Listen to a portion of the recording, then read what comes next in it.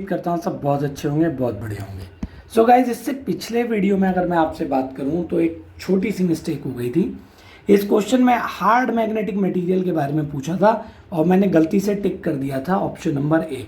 आप इस चीज़ को ठीक कर लीजिएगा, ऑप्शन नंबर डी इसका राइट आंसर है। बाकी that whole concept is right.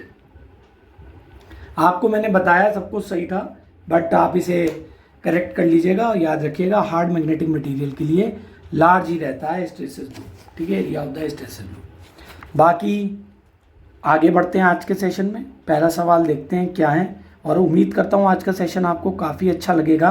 क्यों? क्योंकि आज मैं आपके लिए टाइमर भी लेकर आया हूँ। तो टाइमर के थ्रू आप एग्जैक्टली जान पाओगे कि कितने टाइम में आप क्वेश्चन को अटेम्प्ट कर पा रहे हैं। चलिए, तो पहला क्वेश्चन है आपका स्क्रीन पर। आपका टाइम शुरू होता है अब। The voltage across a 5 ohm resistor find out करना है आपको। A B C D 4 option आपको दिए गए हैं, तो बताएं क्या होगा इसका right answer. What is the right answer of that question?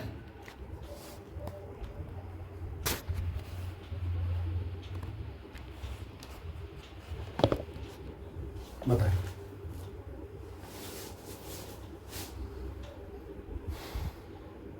Time up. तो देखिए, उम्मीद करता हूं आप सबने इसका आंसर निकाल लिया होगा। कोशिश करनी है कम समय में आंसर देने की, ठीक है। तो शुरू करते हैं बाय अप्लाइंग केवीएल। इसे ब्लैक ले लेते हैं अपन। बाय केवीएल इन लो अप्लाई करिए। तो पूरे सर्किट में आप करंट का डायरेक्शन ऐसे मान लीजिए, माइनस का 50, प्लस का 12, प्लस का 5, प्लस का 8, प्लस का 75 इक्वल्स टू 0, ठीक है। Sorry, 12i, 5i, 8i। तो it is 25 equals to 25i। The value of current I is 25 by 25 equals to 1 ampere, है ना। 1 ampere is the right answer for current, है ना। यही आया होगा आप सबको, उम्मीद करता हूँ। आपको क्या फाइंड करना है? वोल्टेज अक्रॉस 5 ओम, है ना। वोल्टेज अक्रॉस 5 ओम करना है। तो यहाँ पर अगर देखें तो माइनस का 25 होगा, ये माइनस का 1 आएगा, ठीक है। तो लगा दीजिए ओम्स लॉ,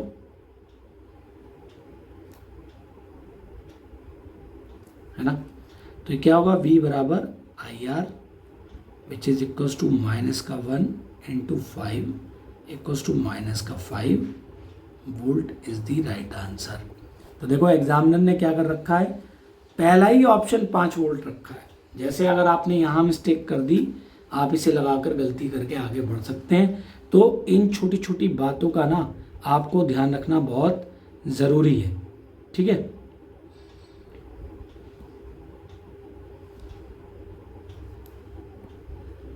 चलिए आगे बढ़ते हैं अपने अगले सवाल की तरफ।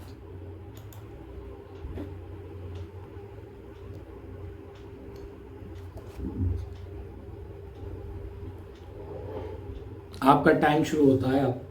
ए 4 पोल DC series motor has a wave connected armature with 200 conductor. The flux per pole is 200 milliweber when the motor is drawing 20 ampere from the supply, ठीक है। Then back EMF of motor this, calculate the speed। आपको speed calculate करनी है। तो time हो गया है अब ABCD। इसके 4 ऑप्शन आपको दिए हैं। उम्मीद करता हूँ आपने ये आंसर निकाल लिया होगा। तो देखो, इस क्वेश्चन को करने का क्या तरीका हो सकता है। आपको फॉर्मूला पता होगा बैक EMF का, है ना। क्या होता है? EB बराबर P5 and Z 60A। Number of poles आपको दिए गए हैं 4। फ्लक्स आपको दिया गया है 20 इंटू 10⁻³ एन आपको कैलकुलेट करना है। कंडक्टर आपको दिए गए हैं 200, 60 इंटू 1। तो आपको यहाँ पर क्या दिया गया, वेव कनेक्टेड। तो number of parallel path wave connected के लिए कितने होते हैं, ए बराबर 2। बैक ईएमएफ आपको दिया गया है 200। तो अब आप एन कैलकुलेट कर सकते हैं यहाँ पर 200 into 60 into 2 by 4 into 20 into 10⁻³ into 200, ये निकल के आएगा 1500 RPM is the right answer, option number B. उम्मीद करता हूँ यही आप सभी का आंसर निकल के आया होगा। ठीक है, तो इस क्वेश्चन को आपको बड़े आराम से इत्मीनान से करना है कैलकुलेट, और सारी ऑप्शंस वैल्यू को देखते हुए चलना है। ठीक है, अनप्रैक्टिकल वैल्यू तो आप तुरंत भी एलिमिनेट कर सकते हैं। ठीक है, चलिए नेक्स्ट चलते हैं अगले क्वेश्चन की तरफ। उम्मीद करता हूँ आज टाइमर वाला ये जो ऑप्शन मैं लेकर आया हूँ आपको अच्छा लग रहा होगा। नेक्स्ट क्वेश्चन है आपका, in the circuit shown below the reading of the ideal ammeter voltmeter respectively, क्या होगा बताएं। बहुत अच्छा क्वेश्चन है, कॉन्सेप्चुअल क्वेश्चन है। ए बी सी डी आपको जो हैं दिए गए हैं ऑप्शन, तो बताएं क्या होगा। बहुत आसान है, चलिए टाइम आप देखिए। इस क्वेश्चन को जैसे ही आपने देखा आपके दिमाग में घंटी बजी कि सर मुझे इतना पता है, एम्पियर सीरीज में कनेक्शन होता है और वोल्ट मीटर का किसमें होता है, शंट कनेक्शन होता है ना। और सबसे इंपॉर्टेंट बात है, यहाँ बात करी गई है आइडियल एमीटर की। तो आइडियल एमीटर का जो रेजिस्टेंस होता है है 0 ओम, है ना। और वोल्टेज का क्या होता है, इसका होता है वोल्ट मीटर का इनफाइनाइट रेजिस्टेंस। तो माय पॉइंट वाज दैट कि जैसे ही आपने इसे सीरीज में लगाया, इसका रेजिस्टेंस तो वो पैरेलल में लगा रखा है, तो पहली बात तो ये कॉम्बिनेशन गलत है। और जब होगा लगा भी दिया, then what will happen, it will be short circuited, है ना, it will be short circuited, है ना, ये शॉर्ट सर्किट हो गया। तो यहां पर जो करंट निकलेगी, जो ये मेजर करेगा, क्या करेगा, R बराबर कितना हो गया 2 + 3 5 ओम। वोल्टेज आपको दिया गया है 10 वोल्ट। तो करंट आप निकाल सकते हैं ना अमीटर का, बिल्कुल सर निकाल सकते हैं। 10/5 = 2 एम्पियर। तो जो ये है मीटर में रीडिंग आएगी।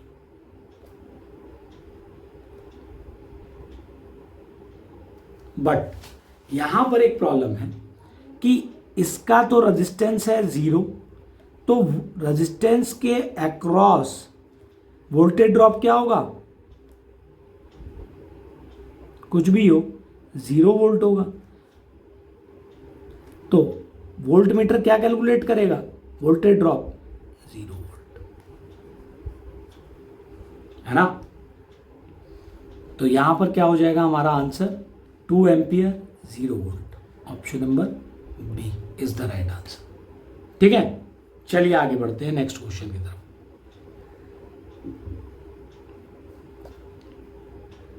क्वेश्चन नंबर 4 और आपका टाइम शुरू होता है अब। Under phantom loading test of an energy meter the power required to test is, option A 1 infinite, very high, very low. क्या होता है,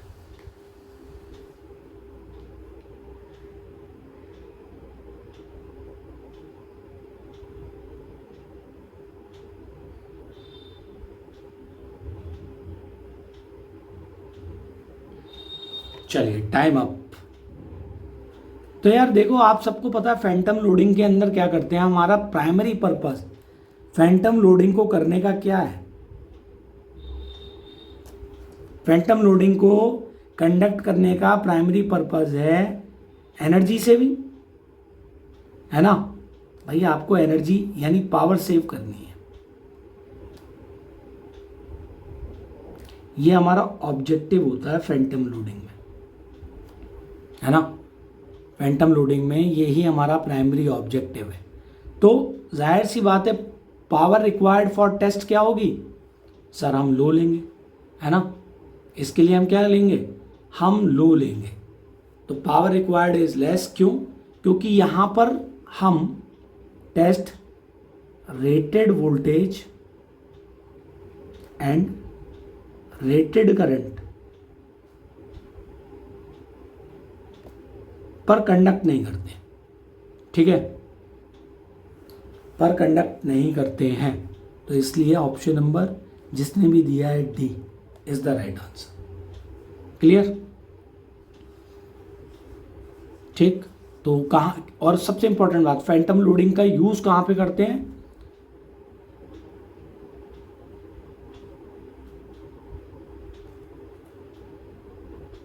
टेस्ट फॉर, जल्दी बताओ कमेंट करके, ये भी पूछ लेता है एग्जाम में, watt meter and energy meter. एक और बात, अगर आपको मेरी वॉइस मतलब स्लो लग रहा है एक्सपीरियंस, तो आप अपनी स्पीड बढ़ा सकते हैं, ठीक है ना, ये मेरे को आपको बताने की ज़रूरत नहीं, क्योंकि सब इंजीनियर हो तुम, सब दिमाग दौड़ाना अपने को, ठीक है। तो यहाँ पर ऑप्शन नंबर डी जो है वो एकदम राइट हो जाएगा। नेक्स्ट क्वेश्चन स्क्रीन पर है और टाइम शुरू होता है आपका अब। In series RLC circuit, R आपको दिया गया है, ठीक है, 49 नहीं है बेटा, ये है 4 ओम, यहाँ पे मैं आपको थोड़ा करेक्ट कर दूं, ये है 4 ओम, दिस इज 4 ओम,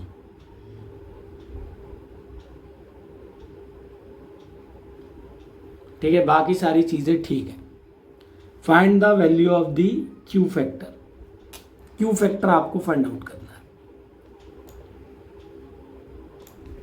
चलिए टाइम अप।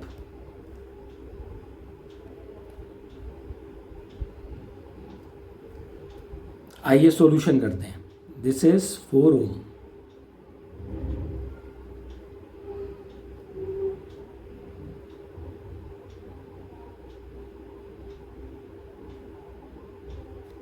चलिए ऑप्शन आपको दिए गए हैं, तो देखते हैं। हमें सबसे पहले ये पता होना चाहिए क्वालिटी फैक्टर क्या होता है, omega nought by bandwidth B, ठीक है, और ओमेगा नॉट क्या है हमारा, रेजोनेटिंग फ्रीक्वेंसी,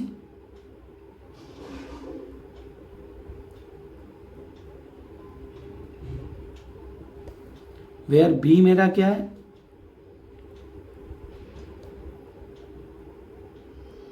बैंडविड्थ, है कि नहीं। तो ओमेगा नॉट को कैलकुलेट करने के लिए 1/√LC,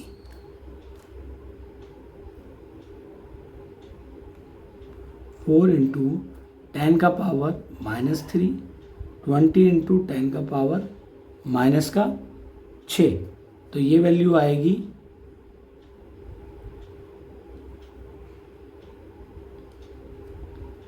हर्ट्ज, ठीक है।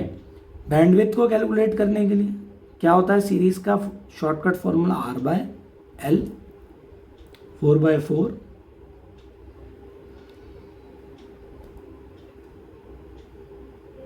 1000, ठीक है।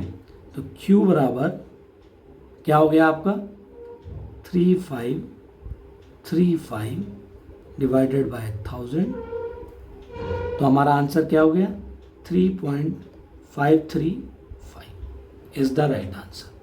हमारा सॉल्यूशन आपको ये पूरा मिल गया, ऑप्शन नंबर सी यहाँ पर राइट हो जाएगा, ठीक है। चलिए नेक्स्ट क्वेश्चन की तरफ चलेंगे।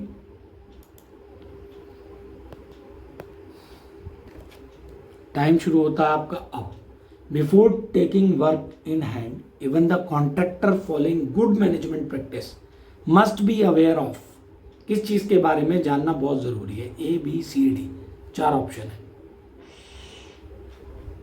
क्या होगा इसका राइट आंसर?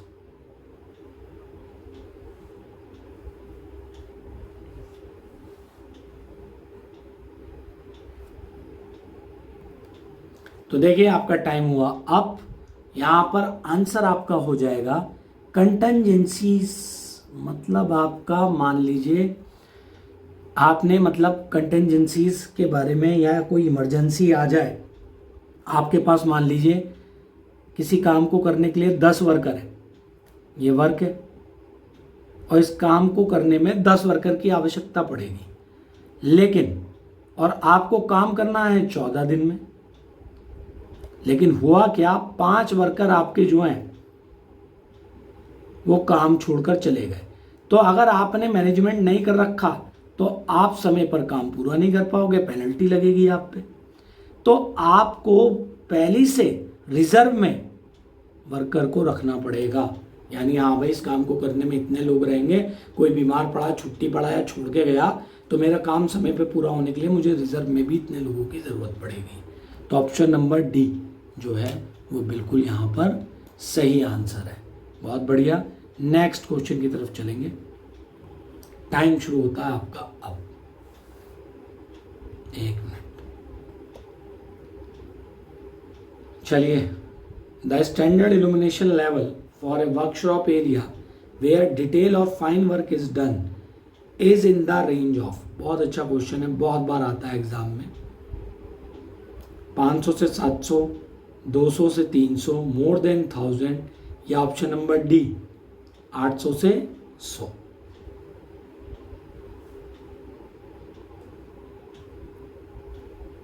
क्या होगा इसका राइट आंसर?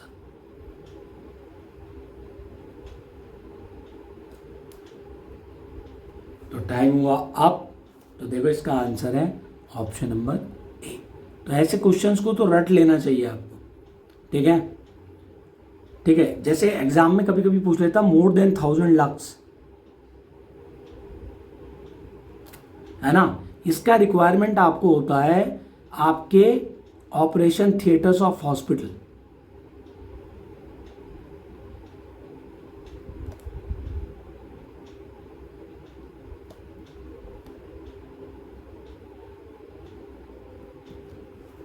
ठीक है,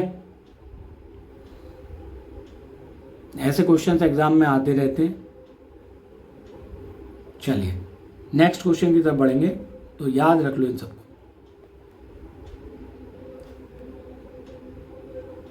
क्वेश्चन नंबर 8 ये रहा आपके आंखों के सामने, ठीक है? आपको कंसीडर करनी है characteristics of reluctance motor, select a suitable combination of correct choice.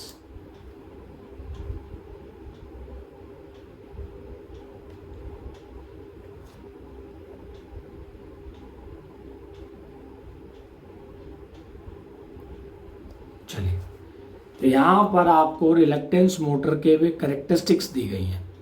तो कौन कौन सी करेक्टरिस्टिक्स यहाँ पर सही हैं, गलत हैं, वही आपको बतानी है, ठीक है? चलिए, reluctance motor not accelerated high inertia load to the synchronous speed, बिल्कुल सही। ऑप्शन नंबर राइट है, बिल्कुल ऑप्शन है कि अगर आपके लिए हाई इनर्शिया लोड होगा तो रिलक्टेंस मोटर सिंक्रोनस स्पीड तक रन नहीं कर सकती, ठीक है? ऑप्शन नंबर बी में इसका कॉन्ट्राडिक्शन है, तो बी ऑप्शन नहीं है, राइट?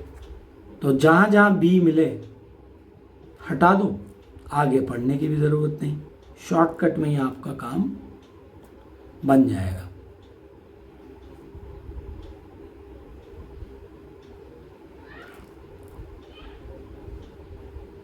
ऑप्शन नंबर बी यहाँ पर सही है, ठीक है?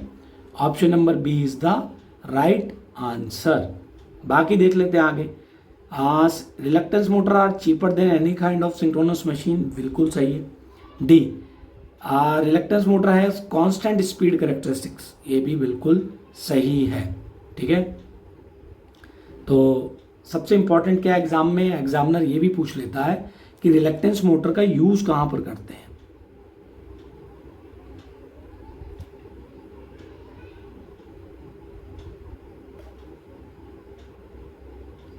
ठीक है, तो कहाँ कहाँ पे करते हैं, कौन कौन बताएगा? जो आपके सिग्नलिंग डिवाइस है,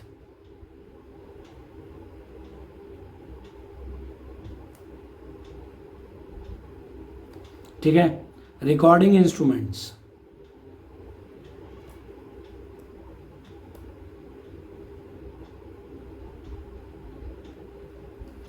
फिर आपका फोटोग्राफ, सॉरी फोनोग्राफ्स, फोटोग्राफ बोल रहा हूँ, ठीक है, इन सब में, या फिर एनालॉग एनर्जी मीटर।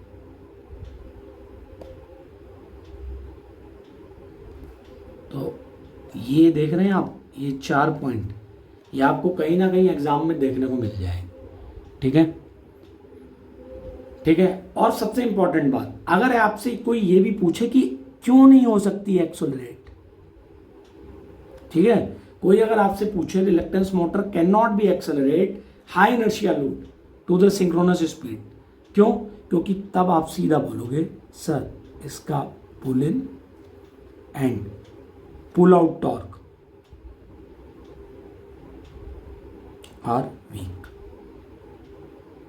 ये कारण है, ठीक है, क्लियर? तो उम्मीद करता हूं ये आपको सबसे ज़्यादा मतलब पॉइंट जो हैं बहुत ज़्यादा हेल्प करेंगे। दूसरी बात है, आपको एक पॉइंट और याद रखना है, ये it's work only for AC,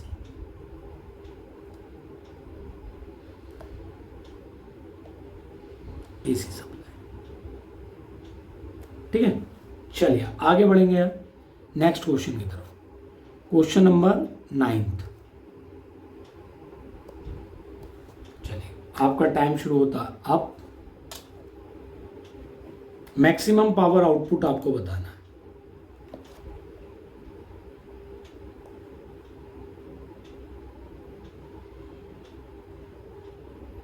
maximum power output,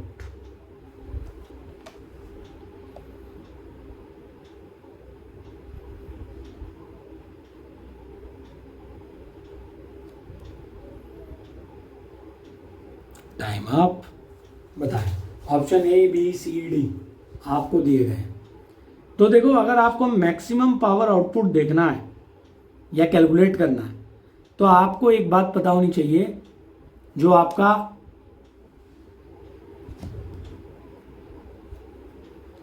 बताएं तो इसका आंसर है option number C is the right answer, ठीक है। तो अगर आपको पता हो पी मैक्स बराबर क्या होता है आपका, sir V I max cos phi, है ना, और जब ये आई मैक्स तो यहाँ पर क्या बनेगा, ई बराबर under root E square plus V square, ठीक। तो यहाँ पर परसेंटेज ऑफ एक्स एस किसका होता है, आई एफ कितना होता है, आई एफ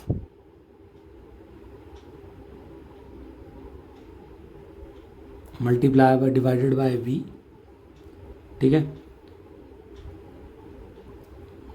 मल्टीप्लाई बाय 100। अब इस वैल्यू में पुट कर दो सब, आपको सारी वैल्यू मिल जाएगी। सो पी मैक्स बराबर ई वी, इसकी वैल्यू को यहाँ पुट कर दो, you will get the right answer, ठीक है।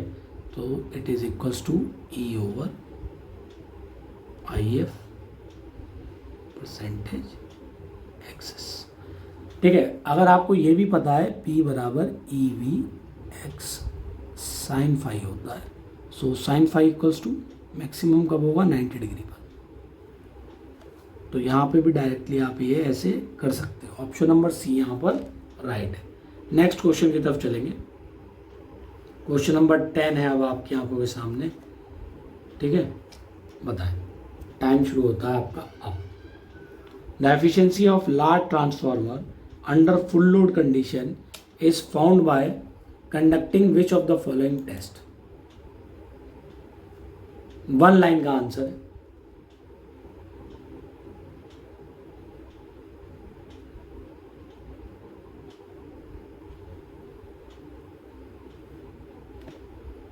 बताएं क्या होगा, short circuit, Sumpner, open circuit या कोर बैलेंस टेस्ट। तो इसका राइट आंसर है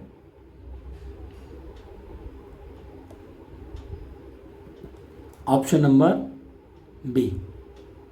ठीक है, तो संपनर टेस्ट जो है सबसे इंपॉर्टेंट बात है कहां पर होता है, फॉर ट्रांसफार्मर।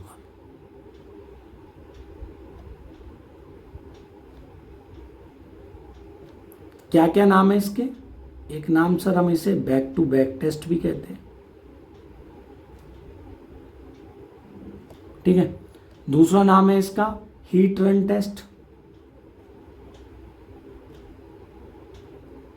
अब देखो ये टेस्ट जो है ना, ये टेस्ट आपको एफिशिएंसी कैलकुलेट करके दे देता है, वोल्टेज रेगुलेशन भी आपको बता देगा, लेकिन इसके साथ इसका एक सबसे बड़ा एडवांटेज ये है, ये आपको टेम्परेचर राइज के बारे में भी बताता है। ये सिर्फ और सिर्फ संपनर टेस्ट में पॉसिबल है। तो इसलिए एफिशिएंसी ऑफ लार्ज ट्रांसफार्मर और जो फुल लोड कंडीशन में होते हैं उनके लिए संपनर टेस्ट करना जरूरी है, बट इसका एक डिसएडवांटेज भी है।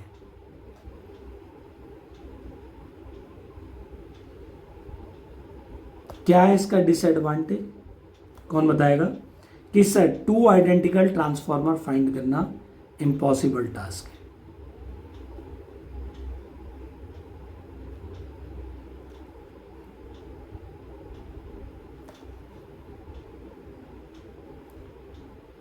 Is impractical. ठीक है, चलिए, तो ऑप्शन नंबर बी इसका राइट था। नेक्स्ट क्वेश्चन पे चलेंगे, क्वेश्चन नंबर 11। बताएं, आपको 4 ओम रेजिस्टेंस जो है इसमें करंट का वैल्यू फाइंड आउट करना है। बताओ, कैलकुलेट करना है, A B C D, 4 option आपको दिए गए हैं।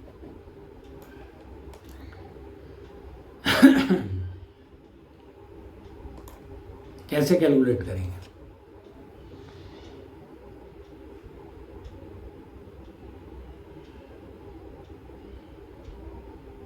Time up. चलिए देखते हैं भाई क्या कर सकते हैं इस क्वेश्चन में हम। सिंपल सा आपको लगाना, ठीक है। तो ये नोडल एनालिसिस लगाकर आप यहां पर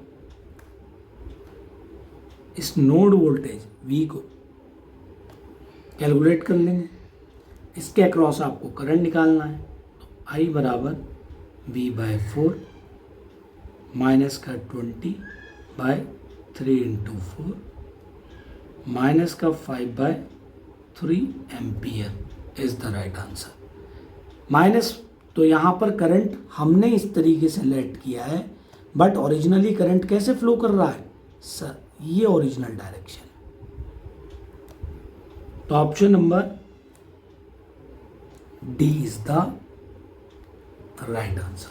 ठीक है, चलिए आगे बढ़ेंगे नेक्स्ट क्वेश्चन की तरफ।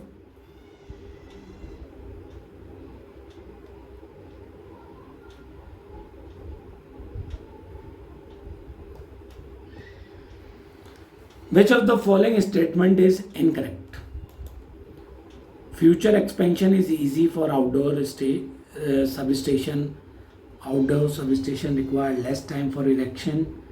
Outdoor substation required more space as compared to indoor substation. And the cost of the outdoor substation is higher than indoor.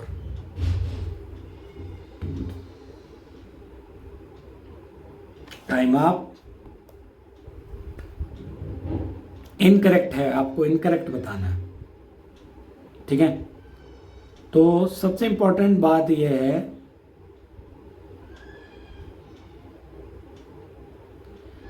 देखते ही आपको पता चल रहा है, ये सबसे important, future expansion of is easy for outdoor substation. ये बिल्कुल सही बात है भाई, आउटडोर है, आप उसे बाद में कितना भी बड़ा कर सकते हैं, आपके पास लैंड रहेगा। ठीक है, outdoor substation required less time, ये पॉइंट भी बिल्कुल सही है। ठीक है, outdoor substation require more space as compare to indoor substation, और द कॉस्ट, अब ये कॉस्ट वाला जो पॉइंट है बेटा ऑप्शन नंबर डी, ये इनकरेक्ट है। ठीक है, इट इज इनकरेक्ट। देखो सबसे इंपॉर्टेंट बात क्या है, आपको ये पता होना चाहिए बियॉन्ड 66 kV, ठीक है, तब हमें रिक्वायरमेंट होती है आउटडोर सब स्टेशन की।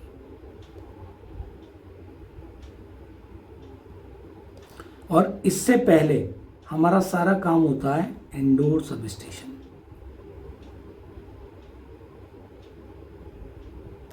ठीक है, इंडोर सब स्टेशन में।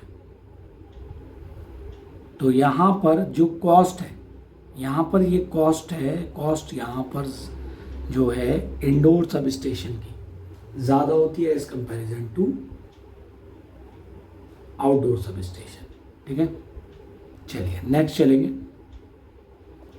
क्वेश्चन नंबर 30, टाइम शुरू होता है आपका अब। The energy store in capacitor C1 under steady state condition is, क्या होगा? बहुत बढ़िया, अच्छा सवाल है। ट्रांजिएंट से पहला क्वेश्चन देखा है मैंने इतने टाइम में। हालांकि आपको एनर्जी निकालनी है, कोई मतलब नहीं है, बट फिर भी छोटा सा कॉन्सेप्ट लगेगा ट्रांजिएंट का। Time up. देखो यार, आपको पता है eight final stage,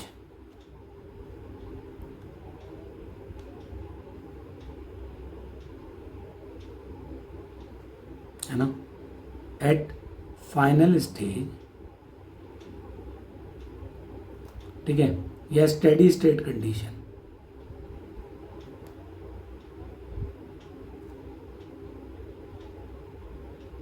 capacitor behave as open circuit. ठीक है, तो मुद्दा ये है, अगर ये ओपन सर्किट हो जाएगा तो सारा का सारा वोल्टेज इसके अक्रॉस आएगा। ठीक है, 5 वोल्ट, ठीक है, 5 वोल्ट वोल्टेज अक्रॉस इस कैपेसिटर इज 5 वोल्ट। चलिए नेक्स्ट इस क्वेश्चन को करेंगे। एनर्जी क्या होती है कैपेसिटर में? Half CV square. कैपेसिटेंस कितना? 20, 5 का स्क्वायर,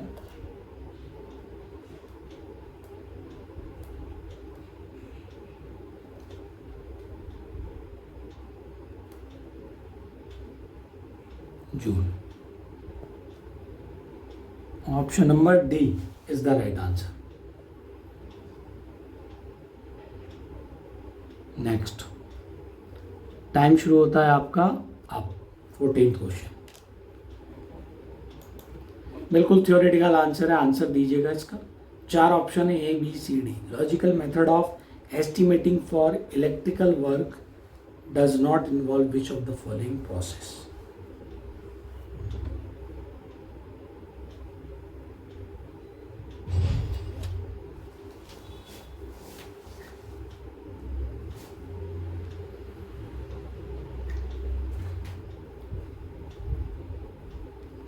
टाइम अप।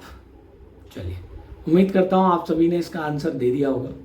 तो इसका आंसर है option number A, uncertain the quantities involve accurately, not involve. ठीक है, option number A is the right answer. ठीक है, एस्टिमेशन के काम में कोई भी चीज़ अनसर्टेन नहीं होती भाई, आपको सारी चीज़ें एक्यूरेटली कैलकुलेट करनी है।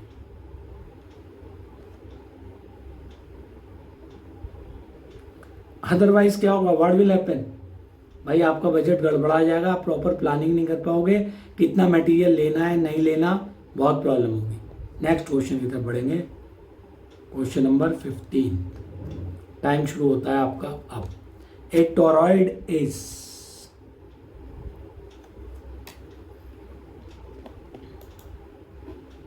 टोरॉइड सभी ने देखा है यार, बहुत आसान है।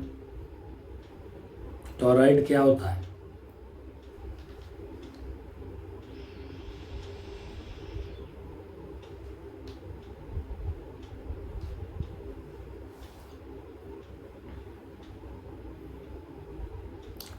Time up. अगर आपने देखो ये इस क्वेश्चन में देखो एक चीज बताऊंगा, एग्जामिनर माइंड से खेलता कैसे है।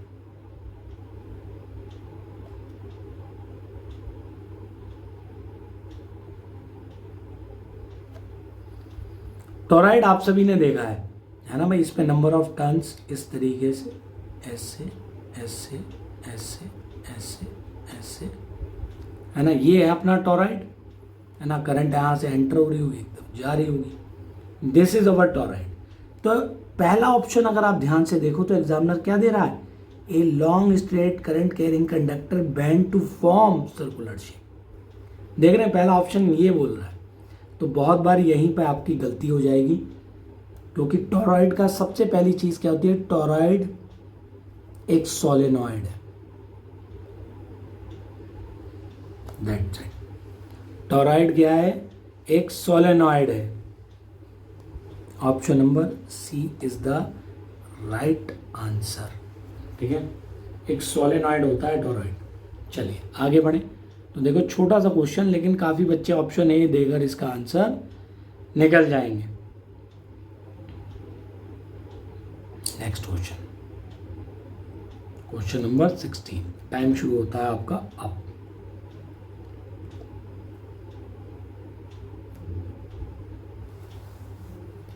Phosphor material contain cadmium borate used in fluorescent lamp gives which of the following color?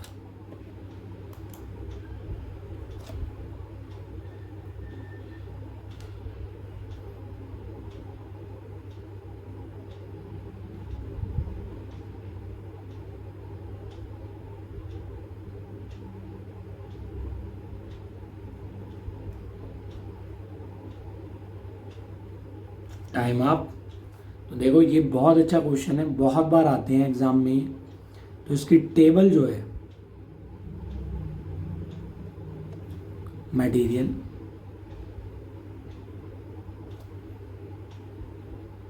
Colour effect,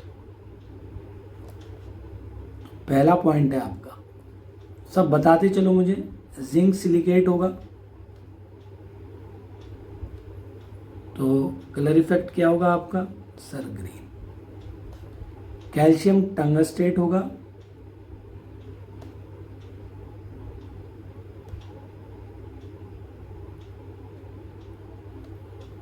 इसका आंसर होगा ब्लू। ऑप्शन 3। अगर मैग्नीशियम टंगस्टेट होगा then it will be bluish white.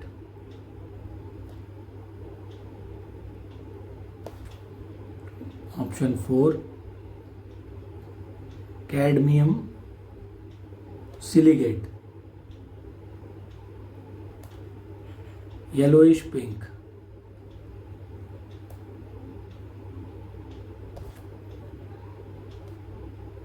ठीक है, जिंक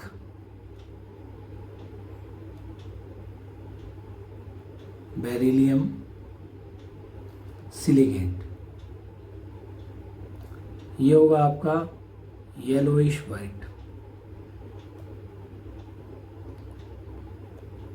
और छठा है जो सबसे इंपॉर्टेंट है, एग्जाम में पूछा भी है, cadmium borate, it is pink. तो आपसे पूछा गया है cadmium borate, option number A is the right answer. ठीक है, तो ये सारी, ये पूरी की पूरी जो टेबल है,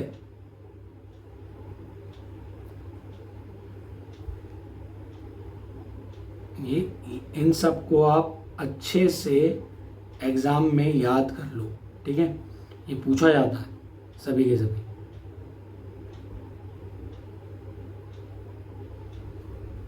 ठीक है, चलिए आगे बढ़ते हैं नेक्स्ट क्वेश्चन की तरफ।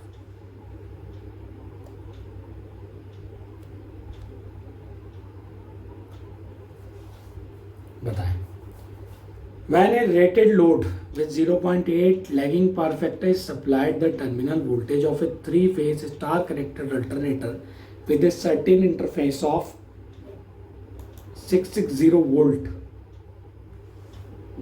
and with the same interference voltage developed in the open circuit is this। तो वोल्टेज रेगुलेशन आपको कैलकुलेट करना है।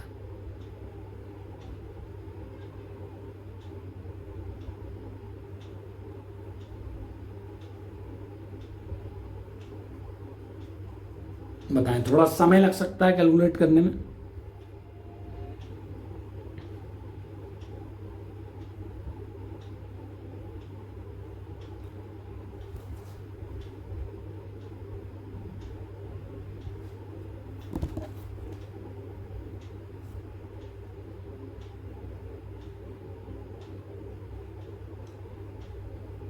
सो टाइम अप। बताएं भाई क्या होगा अगर आप इस क्वेश्चन का आंसर देना चाहते हैं बिना कैलकुलेशन के, है ना, बिना कैलकुलेशन के देना चाहते हैं।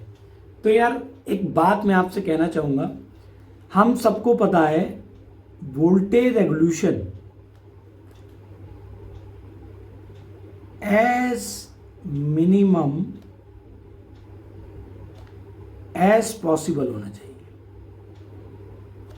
कम से कम, क्योंकि यही इसकी गुड कैरेक्टरिस्टिक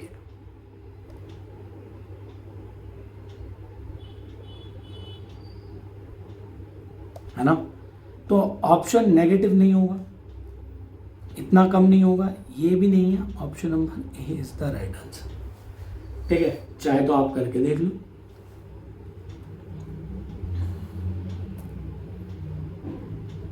तो नो लोड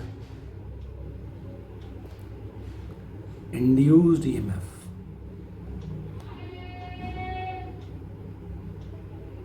आपको दिया गया है, लेकिन ये फेस वैल्यू है। इसे लाइन में कन्वर्ट करो तो ये कितनी आएगी, √3 से मल्टीप्लाई करोगे 2391 वोल्ट। ठीक है, और फुल लोड कितना दिया गया है आपको line to line,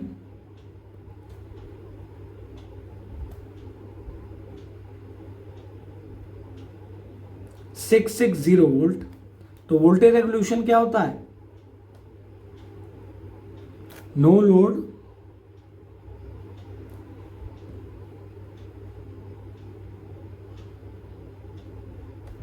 minus full load divided by full load multiply by 100। ठीक है, तो यहां पर पुट करो, कितना होगा no load, 12391 minus 6600 divided by 6600 percentage.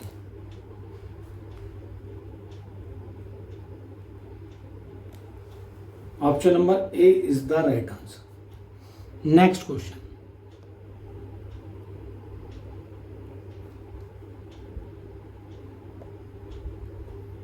चलिए बताएं। टाइम शुरू होता है आपका अब। The boiler generate steam at low pressure low temperature. बताइए, option A B C D आपको दिए गए हैं, क्या इसका राइट आंसर होगा।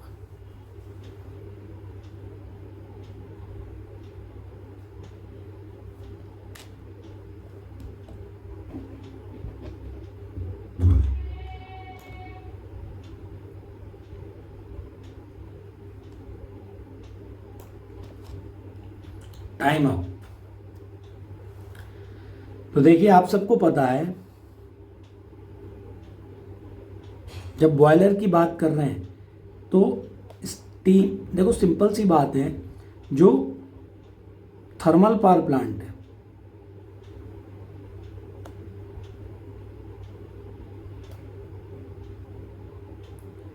इसके लिए जो ऑपरेटिंग साइकिल है वो रैनकाइन साइकिल, और इसकी एफिशिएंसी को हाई करने के लिए रिक्वायरमेंट हमें क्या चाहिए, हाई टेम्परेचर, है ना। टेम्परेचर आपका हाई होना चाहिए, प्रेशर आपका हाई होना चाहिए, है कि नहीं, ये इसका रिक्वायरमेंट है। तो बॉयलर जो है, जो कि दो टाइप के होते हैं, कौन कौन से, फायर ट्यूब और एक होता है वाटर ट्यूब।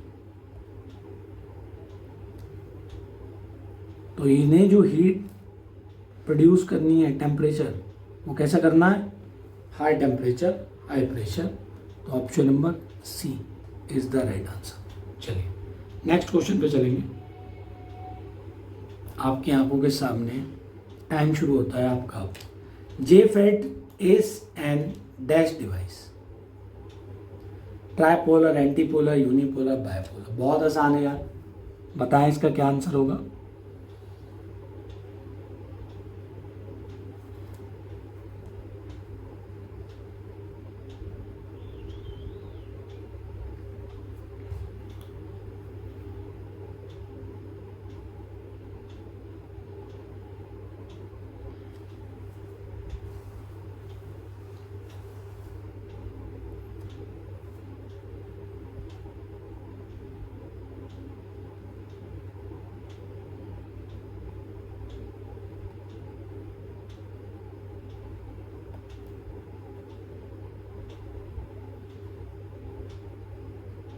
उम्मीद करता हूं इतने समय में आप सबने आंसर दे दिया होगा।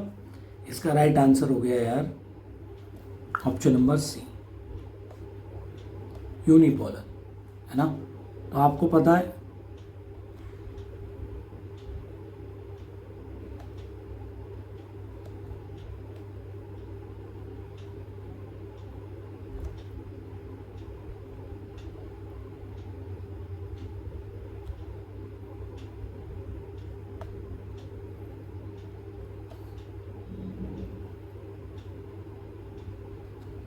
गेट,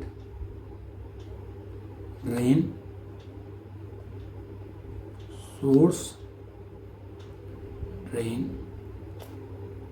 सोर्स, गेट, ये होता है आपका पी चैनल, ये होता है आपका एन चैनल। ठीक है, एक यूनिपोलर है डिवाइस। चलिए आगे बढ़ेंगे। ठीक है, इसका फुल फॉर्म भी पूछ लेता है, जंक्शन फील्ड इफेक्ट ट्रांजिस्टर, सभी को पता ही होगा।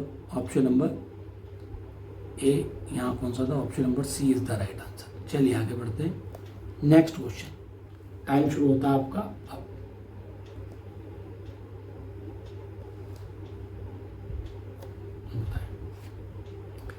Tender is usually accompanied with an amount called delivery money, purchase money, tender money या अर्नेस्ट मनी।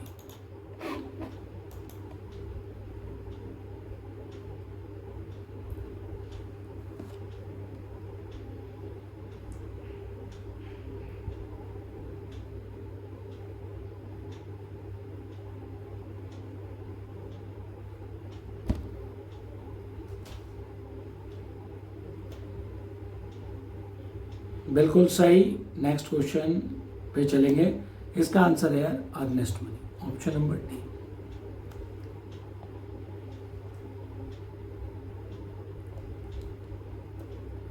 बताएं, which of the following is the unit of reluctance?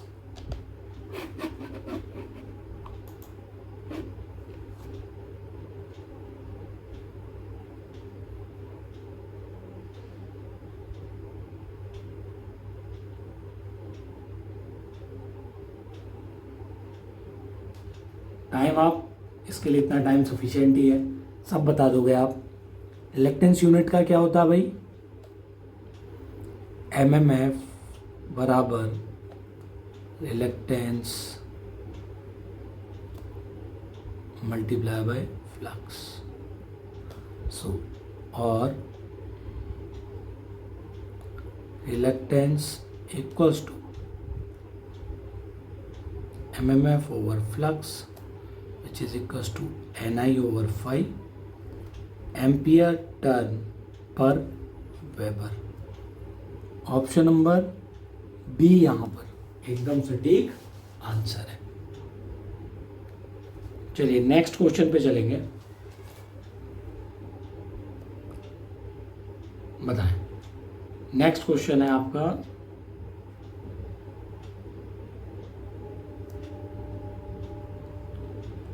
Active and lagging reactive component of a current of a AC circuit from a 20 volt supply are 40 ampere, 30 ampere respectively. What is the value of admittance of the circuit?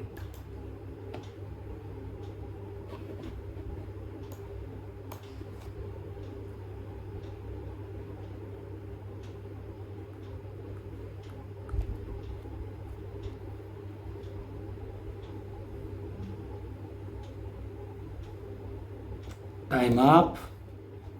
चलिए तो solution देखते हैं इसका।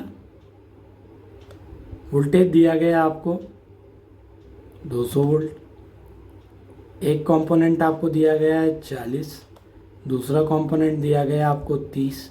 दिमाग में एकदम बात set है।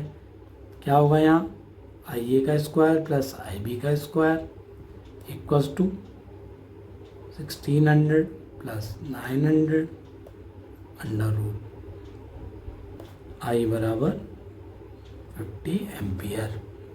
सो एडमिटेंस के लिए आई ओवर, ठीक है, कितना हो जाएगा, what is the value of admittance of the circuit, ठीक है, V 50 over equals to 0.25 S। Option number D is the right answer. चलिए नेक्स्ट क्वेश्चन की तरफ बढ़ेंगे। बहुत आसान क्वेश्चन था ये।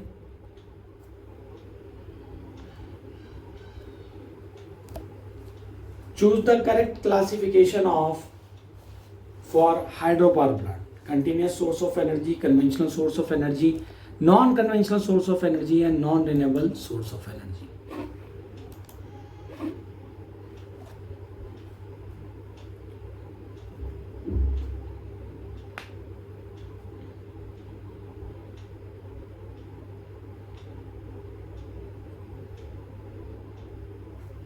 चलिए देखिए, आपके लिए देखो ये है कन्वेंशनल सोर्स ऑफ एनर्जी, ये तो पढ़ते आ रहे हो आप क्लास से, कन्वेंशनल सोर्स ऑफ एनर्जी। और कौन कौन से हैं, ये 3 होते हैं। थर्मल पावर प्लांट, दूसरा कौन सा है आपका, हाइड्रो पावर प्लांट,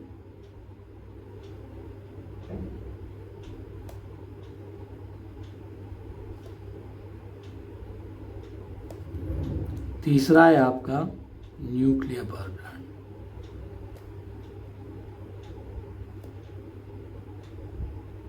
ठीक है, चलिए नॉन कन्वेंशनल में आपका आता है गैर परंपरागत, जैसे विंड, सोलर, ठीक है, फिर आपका और कौन सा गया, जियोथर्मल,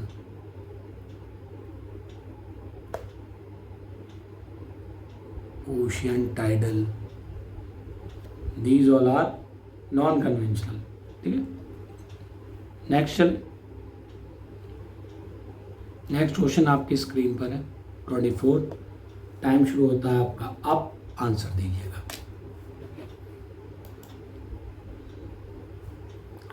नॉट ट्रू है, बैंडविड्थ के बारे में आरएलसी सर्किट है और नॉट ट्रू है।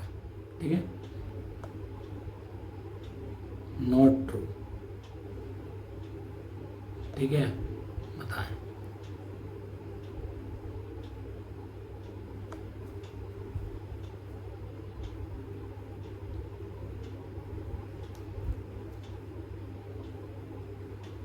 टाइम होता है आपका अब। तो बताएं भाई क्या है इसका आंसर। उम्मीद करता हूं सभी ने इसका आंसर दे दिया होगा। ऑप्शन नंबर सी जो है,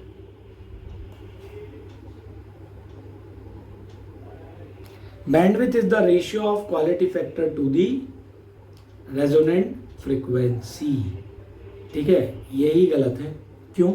क्योंकि बैंडविड्थ क्या होता है, it is the ratio of resonating frequency to quality factor. ठीक है, दिस इज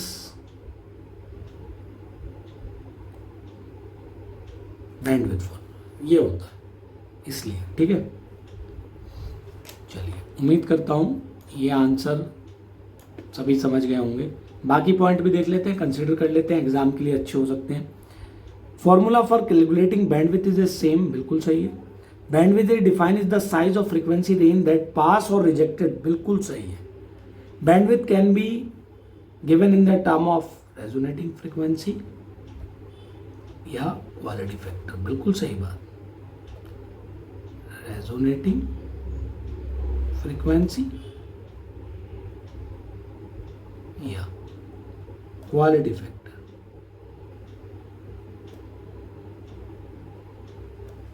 चलिए आगे बढ़ते हैं क्वेश्चन नंबर 25 की तरफ। टाइम शुरू होता है आपका अब।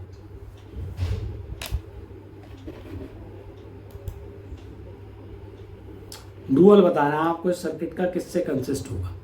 Voltage source connected in series with 2 ohm resistance. बहुत आसान है यार, फ्री का क्वेश्चन है।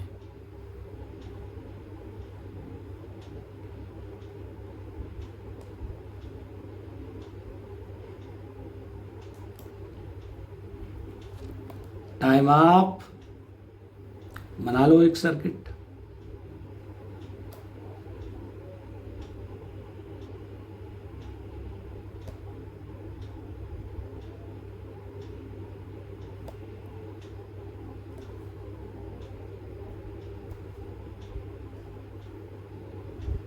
सॉरी,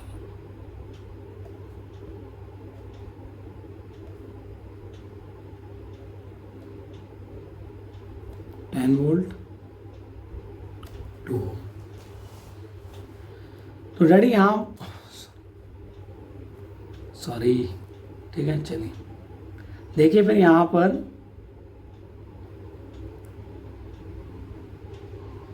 डुअलिटी अगर आपको पता है, डुअलिटी में क्या होता है, देखो एलिमेंट और डुअल एलिमेंट।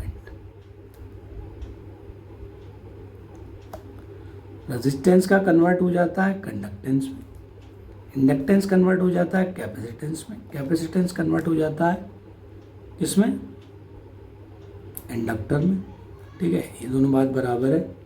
दूसरा आपका मैश कन्वर्ट हो जाता है नोड में। ठीक, आपका पाई नेटवर्क कन्वर्ट हो जाता है टी नेटवर्क में। ऐसे ही चीज़ें रहती हैं।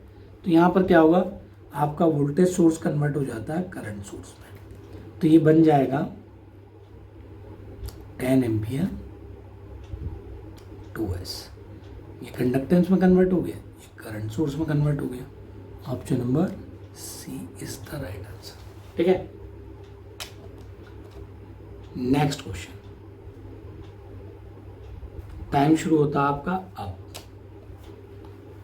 The voltage and current through a pure inductor आपको दिया गया है। ठीक है, आपको expression of the power find out करना है।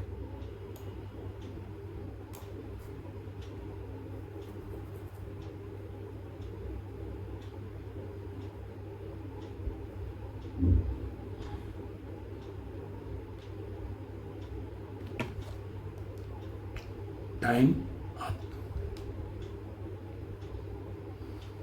ठीक है, तो यहां पर अगर आप देखें तो इस क्वेश्चन को करने के लिए आपको पहले ये पता होना चाहिए P बराबर, आपको एक्सप्रेशन फाइंड आउट करना है। देखो V आपको दिया गया है V0 साइन ओमेगा t।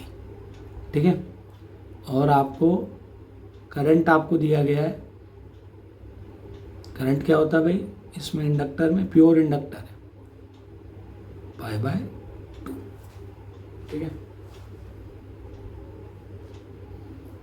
तो देखो गलतियां कहाँ होती हैं सब बता रहा हूं मैं आपको। पहले पूरा एक्सप्रेशन बनाओ, V0 sine omega T multiply by I0। ये क्या हो गया, कॉस हो गया यार, ये तो कॉस ओमेगा टी। तो ये हो जाएगा V0 I0 डिवाइड करो मल्टीप्लाई करो 2 से, ये फॉर्मूला बनेगा साइन 2 ओमेगा टी। ठीक है, तो साइन जो है माइनस का 90 है, तो माइनस का 90, ठीक है, ये कॉस इट विल बिकम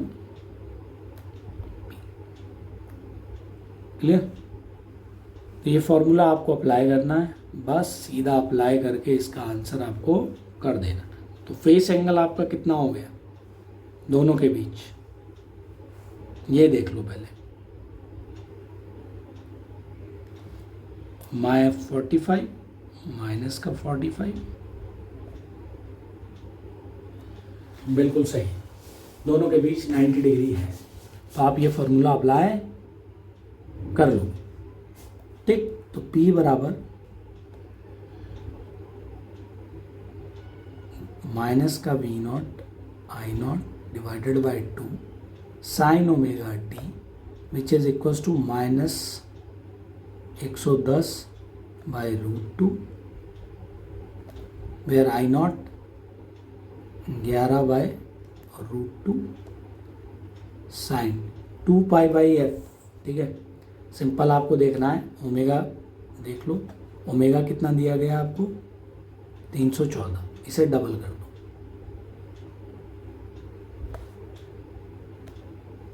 ये माइनस का कितना हो जाएगा 605 which is equals to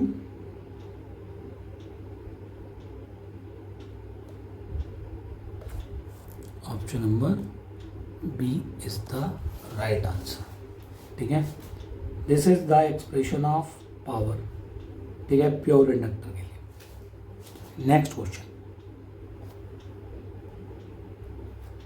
time शुरू होता है आपका अब। Which of the following concept is applied in the instrument of electrodynamometer type.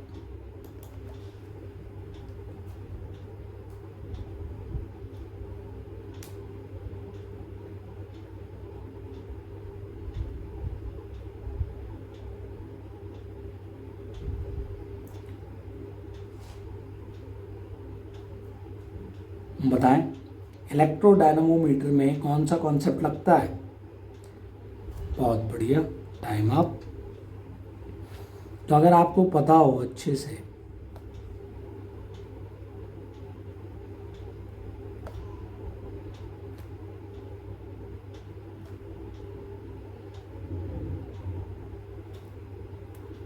इसमें होती है दोनों में fixed coil,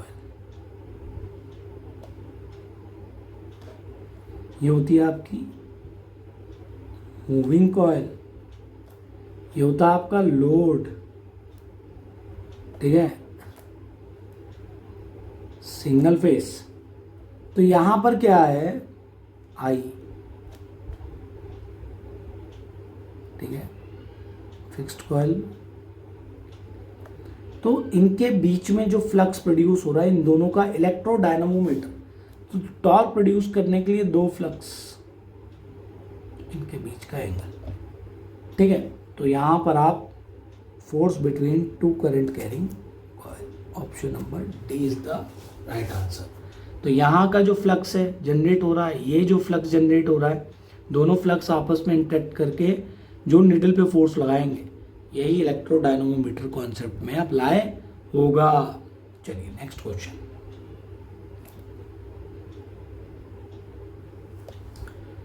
for application such as induction furnace control, repulsion motor, shaded pole, single phase motor, two value capacitor run motor या single value capacitor run motor is used.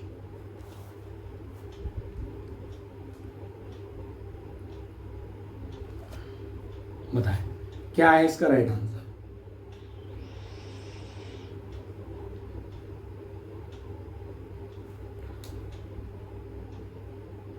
Time up.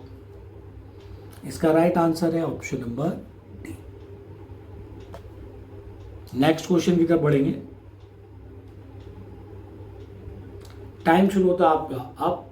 Which of the following statement is incorrect.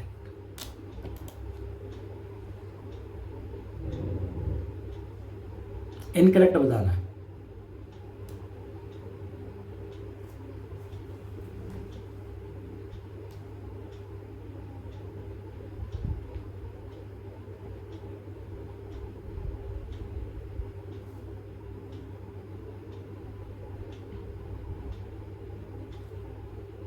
Next देखो, बहुत अच्छा question है। देखो ये feeder है,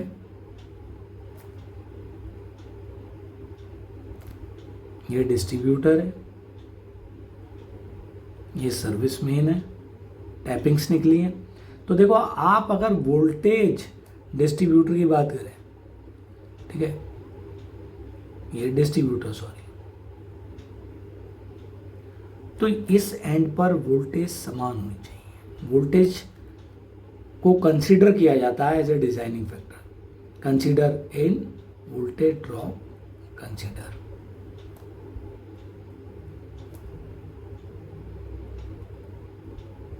जबकि feeder में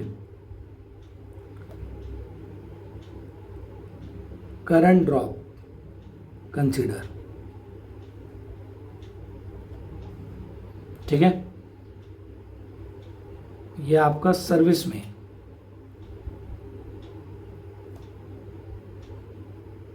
जो कंज्यूमर को सप्लाई देते हैं। तो यहां पर देख लेते हैं टैपिंग, और ये भी आपकी क्या निकली है, टैपिंग्स। राइट है, ये भी राइट है, ये भी राइट है, बट नॉट कंसिडर नहीं है, यहां पे कंसिडर किया जाता है। This point is option number B is incorrect. Next question, last question है ये, बहुत बढ़िया। Extra high tension cable are used for the voltage of.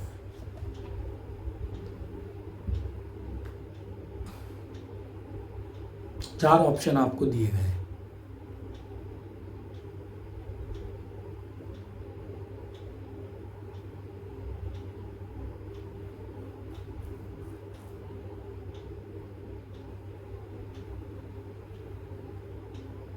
Time up. तो देखो लो टेंशन के लिए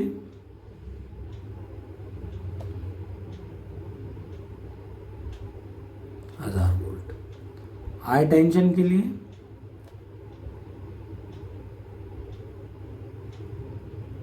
11 kV, सुपर टेंशन के लिए 11 से 33 kV, एक्स्ट्रा हाई टेंशन के लिए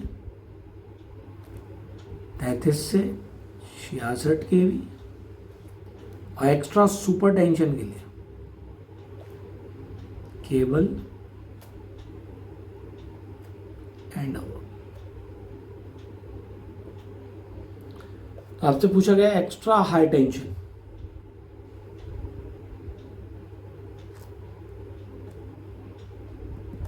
सी इज द राइट आंसर। ठीक है, उम्मीद करता हूं आपको लेक्चर अच्छा लगा हो, पसंद आया हो। Thank you so much guys, take care, bye.